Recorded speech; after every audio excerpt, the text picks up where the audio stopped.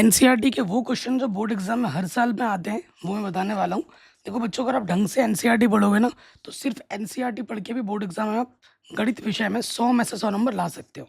ठीक है, तो ये जो वीडियो है UP board, MP board, Rajasthan board, Uttarakhand board, Jharkhand board, सभी हिंदी मीडियम बोर्ड्स के लिए इंपॉर्टेंट है। नई एनसीईआरटी बुक से मैं क्वेश्चन टिक करवाऊंगा और वो क्वेश्चन आपको करके ही जाना, और यहाँ से क्वेश्चन आपके एग्जाम में 100% गारंटी है आएगा ही आएगा। इनको आपको अच्छे तैयारी करके ही जाना है।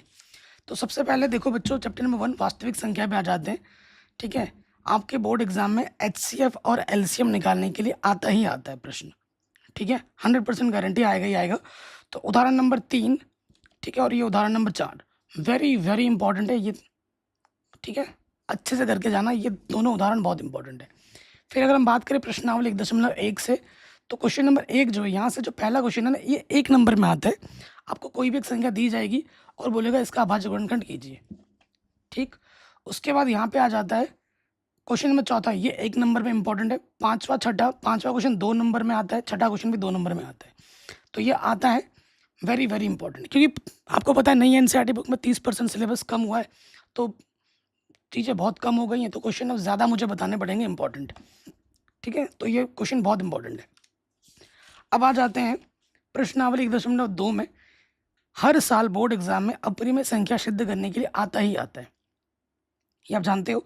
तो यहाँ से जो क्वेश्चन नंबर 1 है, सिद्ध कीजिएगा √5 एक अपरिमेय संख्या है, और उसके बाद क्वेश्चन नंबर 2 हो गया, और ये दूसरा वाला हो गया तीसरा।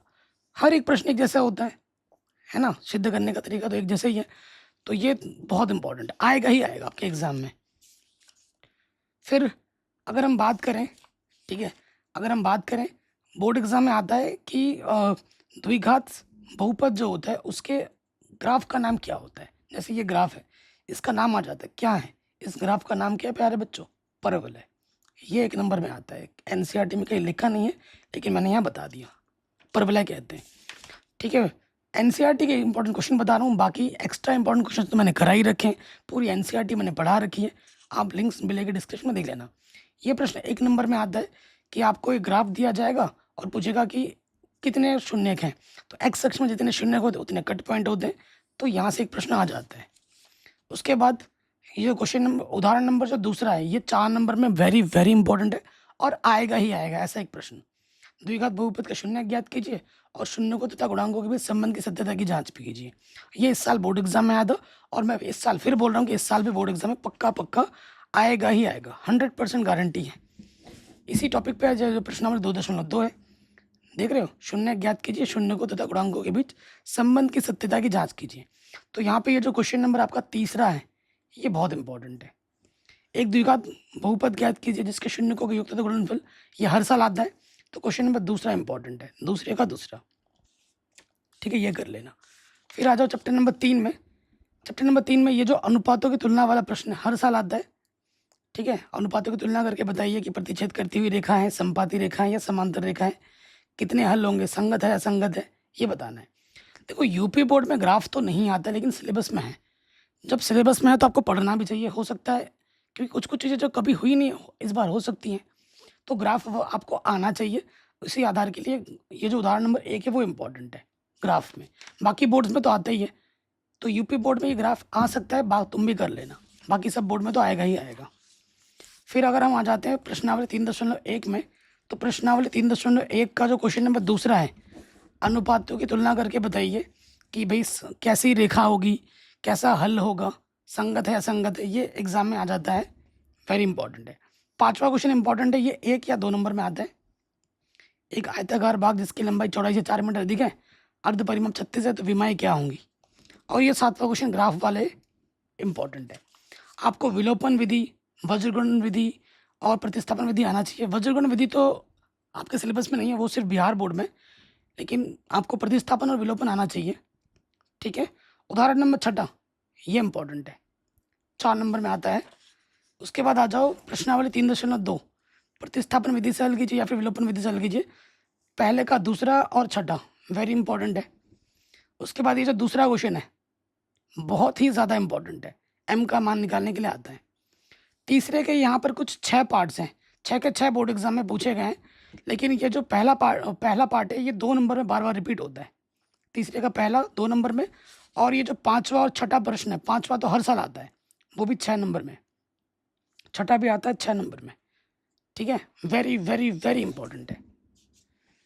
उदाहरण नंबर 8 आ जाओ, ये भी बड़े नंबर में आता है, 4 या फिर 6 नंबर में। दो व्यक्तियों के आय का अनुपात इतना है, उनके खर्चों का अनुपात इतना है, तो महीने में 2,000 रुपये बचा लेता है, तो उसकी मासिक आय क्या होगी, ठीक है। ये इंपॉर्टेंट है। कुछ दिन पहले मैंने एक लाइव सेशन में 2 घंटे की मैराथन में 30 मोस्ट इंपॉर्टेंट क्वेश्चन सॉल्व कराए थे, उसको भी देख लेना। वो 30 ऐसे प्रश्न हैं जो बोर्ड एग्जाम में बार बार आते हैं। उदाहरण नंबर 10, 6 नंबर में हर साल बोर्ड एग्जाम में पूछा जा रहा है, इस साल भी आएगा, 100% गारंटी, इस साल भी आएगा, ठीक है। बहुत इंपॉर्टेंट है, इसको भी कर लेना, वेरी वेरी इंपॉर्टेंट है। 3.3 में आ जाते हैं। 3.3 में आ जाओ, ये जो क्वेश्चन है भिन्न वाला भी बता चुका हूँ, आयु वाला भी बता चुका हूँ। ये तीसरा क्वेश्चन वेरी वेरी इंपॉर्टेंट है, और ये किराए वाला पुस्तक पांचवा वेरी वेरी इंपॉर्टेंट। तीसरा सबसे ज़्यादा इंपॉर्टेंट 6 नंबर में आता है।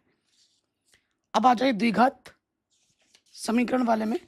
द्विघात समीकरण में क्या है कि आपसे पूछेगा कि द्विघात समीकरण है या नहीं है, वो 1 नंबर में आता है, बड़े नंबर में नहीं आता है, ठीक। तो जैसे एक ये प्रश्न है, उदाहरण नंबर 5, ये इंपॉर्टेंट, द्विघात समीकरण के मूल ज्ञात कीजिए, ठीक। फिर आ जाओ 4.2 प्रश्नावली। 4.2 प्रश्नावली में तीसरा, चौथा, पांचवा, छठा, ठीक है। ये जो तीसरा चौथा ये बार बार एग्जाम में पूछे गए हैं, बार बार। यहाँ से एक तो पक्का आएगा ही आएगा, और वो भी बड़े नंबर में। ये मतलब 2 नंबर में आएगा, 4 नंबर में आता है। यहाँ से तीसरा, चौथा, पांचवा, छठा, एक पक्का आएगा, ठीक है। तीसरा चौथा तो वेरी वेरी वेरी इंपॉर्टेंट है, तीसरा चौथा। फिर यहाँ पे आ जाओ, ये जो उदाहरण नंबर 9 है, समीकरण का विभक्तिकर ज्ञात कीजिए और फिर मूलों की प्रकृति ज्ञात कीजिए, यदि वास्तविक हो तो उन्हें भी ज्ञात कीजिए। ये प्रश्न आपके एग्जाम में बार बार आता है, वेरी वेरी इंपॉर्टेंट है, ठीक। फिर प्रश्न नंबर 4.3, क्वेश्चन नंबर पहला, यह आता है बड़े नंबर में, पहला वाला, और ये दूसरा वाला। दूसरा वाला तो 1 नंबर में आता है। अगर मूल समान हो तो के का मान क्या होगा। चैप्टर नंबर 5 सबसे आसान है, समांतर श्रेणी। समांतर श्रेणी में आपको मैं बता दूं, जो है प्रश्नावली 5.1 में कुछ खास आता है नहीं, फिर भी मैं अगर टिक करवाना हो तो ये प्रश्न देख लीजिए, तीसरा और दूसरा, ये 1 नंबर में आता है, ठीक है। प्रश्नावली 5.2 में आ जाओ। 5.2 का क्वेश्चन नंबर दूसरा वेरी इंपॉर्टेंट है, चौथा इंपॉर्टेंट है, ठीक है। उसके बाद आप आ जाओ क्वेश्चन नंबर ये 8वां इंपॉर्टेंट है, 10वां 1 नंबर में आता है, 11वां वेरी इंपॉर्टेंट है। ये सारे इंपॉर्टेंट है, सारे प्रश्न बोर्ड एग्जाम में कभी ना कभी पूछे गए, 2 बार 4 बार, कोई सा भी एग्जाम में आ सकता है। 3 अंकों वाली संख्या ये इंपॉर्टेंट है, ठीक है। 17वां क्वेश्चन वेरी इंपॉर्टेंट है, अच्छे प्रश्न है। 18वां इंपॉर्टेंट है, ये सारे एक जैसे हैं, कोई सा भी आ सकता है। फिर आ जाते हैं प्रश्न 5.3 में। 5.3 का क्वेश्चन नंबर दूसरा, चौथा, दिख रहा है आपको, चौथा। उसके बाद आप आ जाओ 5वां क्वेश्चन वेरी इंपॉर्टेंट है। 5वें के बाद आप आ जाओ यहाँ पर 7वां इंपॉर्टेंट है, ठीक है। 9वां वेरी वेरी वेरी इंपॉर्टेंट है। उसके बाद आ जाओ 13वां इंपॉर्टेंट है, ठीक, 13वां इंपॉर्टेंट हो गया। 11वां इंपॉर्टेंट है। उसके बाद यहाँ पे आ जाइए, ये बड़े में आते हैं, 18वां, 19, 20, ये प्रश्न 6 नंबर में आते हैं, ठीक है, बड़े नंबर में ये इंपॉर्टेंट है। त्रिभुज, त्रिभुज चैप्टर वही बच्चा कर पाएगा जिसको सारा प्रमेय अच्छे से आता हो, समझ है प्रमेय की। प्रश्नावली 6.1 से क्वेश्चन आता है 1 नंबर में, ठीक है। ना भी पढ़ोगे तो भी चल जाएगा, लेकिन समरूप कौन है नहीं है, आ जाता है 1 नंबर में, ये पहला वाला क्वेश्चन। उसके बाद ये जो प्रमेय थेल्स का प्रमेय 6.1, इसका प्रूफ आता है एग्जाम में बड़े नंबर में, प्रूफ मैंने करा रखा है, वेरी वेरी इंपॉर्टेंट है, और ये 6 नंबर में आता है या 4 नंबर में, ठीक है। 6.1 मोस्ट मोस्ट मोस्ट इंपॉर्टेंट है, अच्छे से कर लीजिएगा। उसके बाद ये जो उदाहरण नंबर 3 है, ये चित्र देख रहे हो, ये हर साल एग्जाम में आ जाता है 2 नंबर में। 6.2 में आ जाओ। 6.2 का पहला क्वेश्चन 1 नंबर में आता है, हर साल आता है, हर बार आता है, बार बार आता है, ये वाला क्वेश्चन, ठीक है। उसके बाद तीसरा क्वेश्चन 4 नंबर में वेरी वेरी इंपॉर्टेंट है, ये वाला वेरी वेरी वेरी इंपॉर्टेंट, चौथा इंपॉर्टेंट है, ठीक है जी। 9वां 10वां इंपॉर्टेंट है। बाकी उसके बाद आ जाओ उदाहरण नंबर चौथा, वेरी वेरी इंपॉर्टेंट है, उदाहरण नंबर चौथा। उसके बाद उदाहरण नंबर 7वां बड़े नंबर में, हो सकता है 4 या फिर 6 नंबर में आ जाए, वेरी वेरी इंपॉर्टेंट है।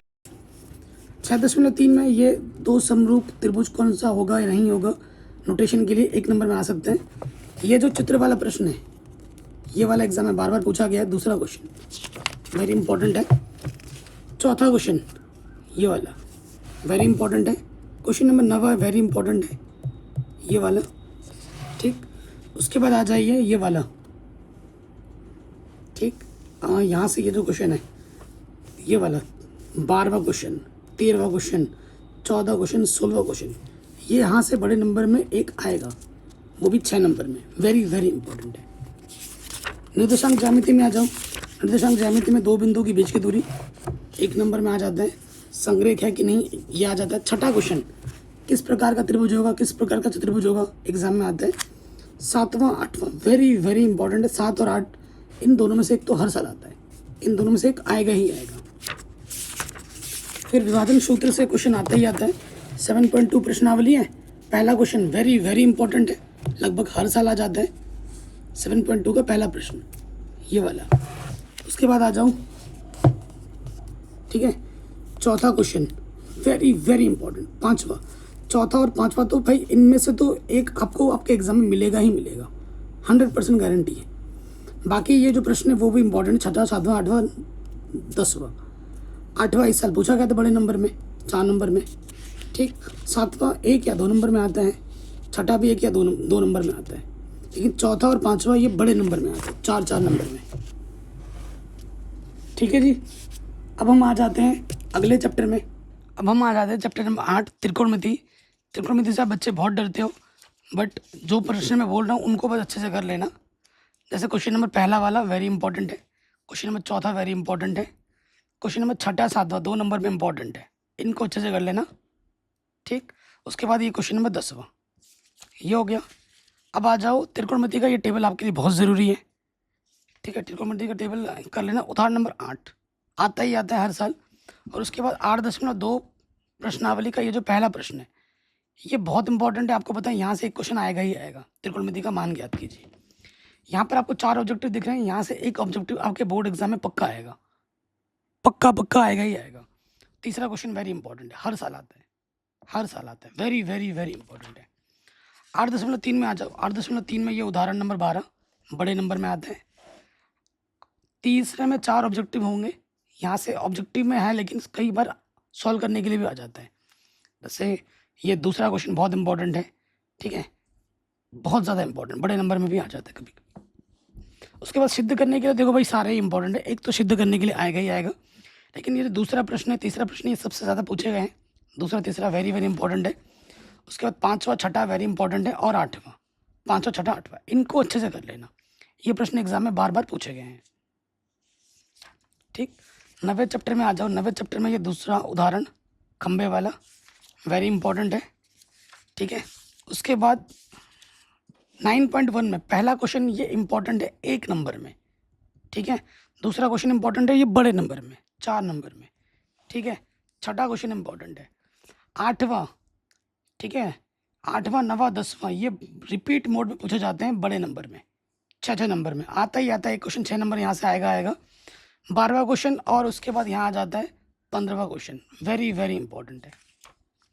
10वें चैप्टर में आपको 2 प्रमेय मिलेंगे, प्रमेय 10.1 और 10.2। दोनों का प्रूफ एग्जाम में, दोनों में से एक का प्रूफ तो पक्का आएगा। 10.2 ज़्यादा आता है तो तैयारी अच्छे से कर लेना, मैंने करा रखा है।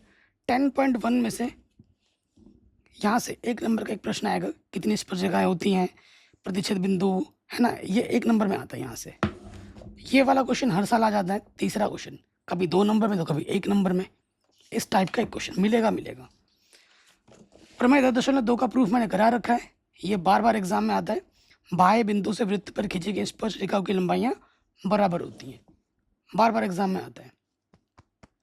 उदाहरण नंबर 2 वेरी इंपॉर्टेंट है, ये 4 नंबर में आता है। उसके बाद आप आ जाओ, ये 1 नंबर में आता है, ये भी 1 नंबर में आता है, वेरी इंपॉर्टेंट है। 4 और 5 6 7 ये 2 नंबर में इंपॉर्टेंट प्रश्न है। और ये जो प्रश्न है ये चित्र वाला है, ये वाला, ये वाला, ये 4 या फिर 6 नंबर में वेरी इंपॉर्टेंट है। और ये वाला 10वां बार बार एग्जाम में आता है, वो भी बड़े नंबर में आता है।